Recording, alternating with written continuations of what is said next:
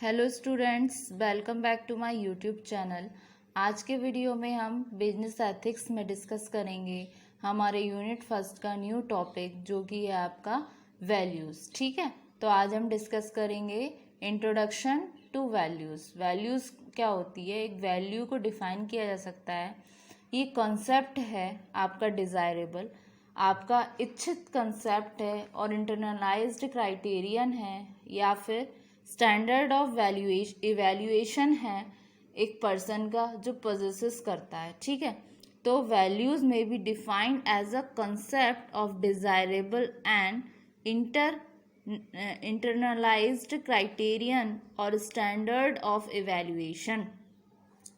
ठीक है, a person possessive, जो एक पर्सन पोजेसेस करता है। ठीक है, such concepts and standards are relatively few and determine or guide an individual's evaluation of the many objects encountered in everyday life। इसके बेसिस पे क्या है, वैल्यूज़ के कंसेप्ट के बेसिस पे, स्टैंडर्ड्स के बेसिस पे, जो कि फ्यू होते हैं, डिटरमाइन कर सकते हैं, हम गाइड कर सकते हैं कि इंडिविजुअल्स की इवैल्यूएशन को। ठीक है, और उसके बहुत सारे उद्देश्य को जो इनकाउंटर्ड होते हैं उसके दिन प्रतिदिन के जीवन में। ठीक है, तो वैल्यूज़ क्या होती हैं? वो सो एम्बेडेड होती हैं, बहुत ही मजबूत होती हैं, दैट कैन बी इन्फर्ड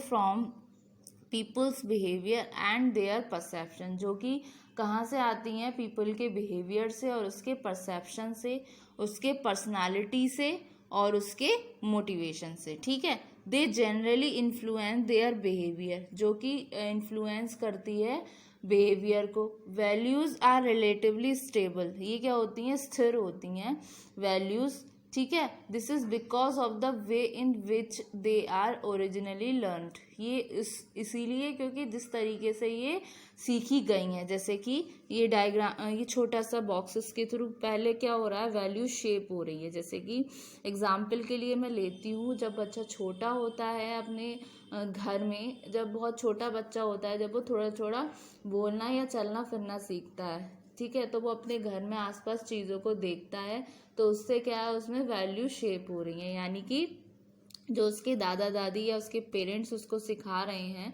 तो वो क्या हो गया, वैल्यू शेप हो गई। फिर उसके बाद में जो उसको सिखाई गई है, जिस चीज़ से उसकी अपब्रिंगिंग हो रही है, उस चीज़ को वो बिलीव करता है, एक विश्वास रखता है कि जो मेरे मम्मी पापा ने या मेरे दादा दादी ने, मतलब जो कोई भी है उसका फैमिली मेम्बर या सराउंडिंग्स जिसके साथ वो बच्चा रह रहा है, तो उस पर वो विश्वास करने लगता है कि जो उन्होंने बोला है वो सच है। क्योंकि बाहर की दुनिया से उस समय उसको इतना मतलब नहीं होता है, तो बिलीव्स हो गए। फिर वही चीज़ उसके परसेप्शन में, वो उसी तरीके से सोचने लगता है चीज़ों को। फिर वही चीज़ें क्या हैं, उसके एटीट्यूड में शामिल हो जाती हैं। फिर वही उसके बिहेवियर में, उसके इंटरेस्ट में और उसके पर्सनालिटी में देखने को मिलती है। ठीक है, जैसे कि वैल्यू शेप का एक छोटा सा एग्जांपल लूँगी। जैसे कभी कोई जैसे बच्चे के चोट लगी तो बोलते ना कि चींटी मर गई, चींटी मर गई। जैसे पैर पे कुछ लग जाता है तो उसके मतलब वो चीज़ पे विश्वास कर लेता है कि चींटी मरी है, मेरे चोट नहीं लगी है।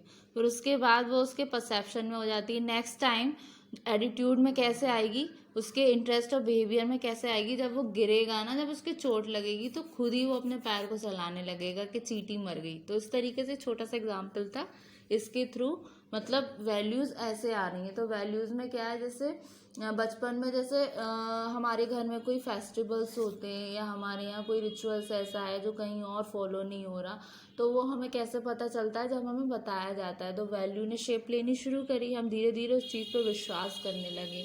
वही चीज़ हमारी थॉट प्रोसेस में आ गई, हमारा परसेप्शन उस चीज़ से सेट हो गया। वही चीज़ें हमारे एटीट्यूड में आई है, वही चीज़ हम अपने बिहेवियर में लाएंगे, हमारा एरिया ऑफ इंटरेस्ट हो जाएगा, वही चीज़ें कहीं ना कहीं हमारी पर्सनालिटी में दिखने लगेंगी। ठीक है, तो all of us have a hierarchy of values, हम सब में एक सीक्वेंस वाइज वैल्यूज़ होती हैं, that forms our value system. ठीक है, that forms our value system, जो फॉर्म करती है हमारे वैल्यू सिस्टम को। This system identified by the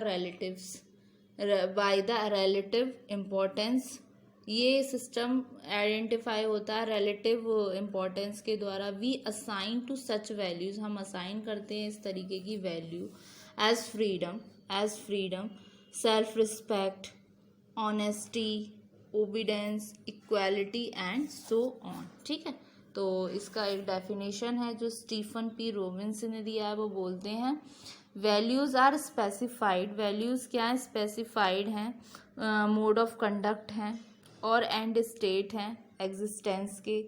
ठीक है, इज पर्सनली और सोशली प्रिफरेबल है टू एन ऑपोजिट और कन्वर्स मोड ऑफ कंडक्ट और एंड स्टेट ऑफ एग्जिस्टेंस। ठीक है, दूसरी डेफिनेशन दी है मिल्टन रॉकीच ने। वो बोलते हैं वैल्यूज़ आर ग्लोबल, वैल्यूज़ क्या होती हैं, ग्लोबल होती हैं आपकी। बिलीव्स दैट गाइड एक्शंस, जो गाइड करते हैं एक्शंस को, and judgement across variety of situation. तो वैल्यूज़ क्या हैं आपकी, ग्लोबल हैं, ग्लोबल बिलीफ्स हैं जो गाइड करती हैं एक्शंस को, और जजमेंट होती हैं अक्रॉस वैरायटी ऑफ सिचुएशंस। ठीक है, अब हम डिस्कस करते हैं कैरेक्टरिस्टिक्स वैल्यूज़ के। तो वैल्यूज़ के कैरेक्टरिस्टिक्स को मैंने ये डायग्राम में बनाया है। फर्स्ट वन है आपका पार्ट ऑफ कल्चर। इनको पॉइंट बाय पॉइंट डिस्कस करते हैं। पहला आता है पार्ट ऑफ कल्चर। वैल्यूज़ क्या है, आपके एलिमेंट्स हैं कल्चर के। ठीक है, तो कल्चर क्या है, कॉम्प्लेक्स है, कॉम्प्लेक्स पार्ट है आपके वैल्यूज़ का। ठीक है, complex of values, ideas, attitudes and other meaningful symbols to shape करने के लिए human behavior in the society। ठीक है, तो every society has, हर सोसाइटी का अपना कल्चर होता है। ठीक है, and people in that society are there to cultural requirement. ठीक है, हर पार्टी का अपना अलग अलग कल्चर होता है। तो ये क्या है, ये पार्ट है आपके कल्चर का। जो आपका कल्चर चल रहा है ना, उसका पार्ट होती हैं आपकी वैल्यूज़। ठीक है, चाहे वो आपकी एथिकल वैल्यूज़ या फिर आपको उसको बोल सकते हैं मॉरल वैल्यूज़। ठीक है, फिर आती है लर्न रिस्पॉन्सेस। तो ये क्या है, ये सीखी जा रही है कहीं ना कहीं। तो ह्यूमन बिहेवियर रिप्रेजेंट करता है लर्न फिनोमिनन को। जैसे कि other animals, human beings have to learn almost everything about how to be human from experience. मतलब ये ह्यूमन जो है ये पूरा किससे, एक्सपीरियंस से बना हुआ है, रिस्पॉन्सेस से बना हुआ है। धीरे धीरे करके मतलब छोटे से चीज़ें सीख के वो चीज़ें वो एक्सपीरियंस कर करके वो सीख जाता है जो भी वैल्यूज़ है। तो इस तरीके से ह्यूमन बीइंग्स लिव रहते हैं सोसाइटी में सर्टेन कल्चरल कैरेक्टरिस्टिक्स के साथ, जो प्रिस्क्राइब करते हैं, बिहेव करते हैं एक पर्टिकुलर वे में। तो कल्चरल फील्ड रिप्रेजेंट करती है इंडिविजुअल को और उसके सेट ऑफ रिस्पॉन्सेस को जो अप्रोप्रिएट होते हैं उसके इन्वायरमेंट के अकॉर्डिंग। ठीक है, यहाँ क्या है, human behaviour represent learn phenomenon. Unlike other animals, human being have to learn almost everything about how to be human from experience, or this is because human beings live in a society and having certain cultural characteristics which prescribes to behave in a particular way। अब आता है inculcated। ये क्या है, मतलब मन में एक तरीके से छाप दे देना। वैल्यूज़ क्या होती हैं, वो इनकल्केटेड होती हैं, पास्ड होती हैं थ्रू जनरेशन टू जनरेशन। जैसे मैंने बताया था आपको, दादा से बेटे को पोते को मिली। ठीक है, मतलब पापा से बेटे को मिली, बेटा अपने बेटे को देगा। तो ये क्या, जनरेशन टू जनरेशन चलती जा रही हैं। ठीक है, by specific groups and institutions such transmission starts from the family from where socialisation process start. ठीक है, अब नेक्स्ट पे आते हैं। नेक्स्ट क्या बोलती है, ये सोशल फिनोमिनन है। वैल्यूज़ क्या है, सोशल फिनोमिनन है, जो कल्चरल हैबिट्स होती हैं जो शेयर्ड बाई होती हैं एग्रीगेट्स ऑफ पीपल जो रह रहे हैं आपके ऑर्गेनाइज सोसाइटी में। इंडिविजुअल का वे ऑफ थिंकिंग, उसका बिहेवियर ही कल्चर नहीं है। रादर ग्रुप बिहेवियर जो है वो कंस्टिट्यूट करता है कल्चर को। ग्रुप क्या है, एक डेवलप्ड और रीइंफोर्स्ड होता है थ्रू सोशल प्रेशर से upon those who are interacting with one another. अब आता है ग्रेटिंग रिस्पॉन्सेज। वैल्यूज़ एग्जिस्ट होता है मीट करने के लिए जितने भी बायोलॉजिकल और अदर नीड्स होती हैं इंडिविजुअल की जो सोसाइटी में होते हैं। ये एलिमेंट जो होते हैं कल्चर के, ये एग्जिस्टिंग हो जाते हैं जब they no longer are gratifying to members, ठीक है, of the society. The society rewards behaviours which are gratifying for its members, ठीक है। फिर आता है आपका अडेप्टिव प्रोसेस। ये क्या है? ये एक तरीके से अडेप्टिव प्रोसेस है। कल्चर क्या है? अडेप्टिव है, either through a dialectical process, evolutionary process, dialectical और शार्पली डिस्टिंक्शन चेंज अकर्स होते हैं आपके वैल्यू सिस्टम में किसी कल्चर के, जो एसोसिएटेड होते हैं आपके ग्रेटिफिकेशन से ऑफ ओनली वन ग्रुप और क्लास इन्वायरमेंट में, ठीक है।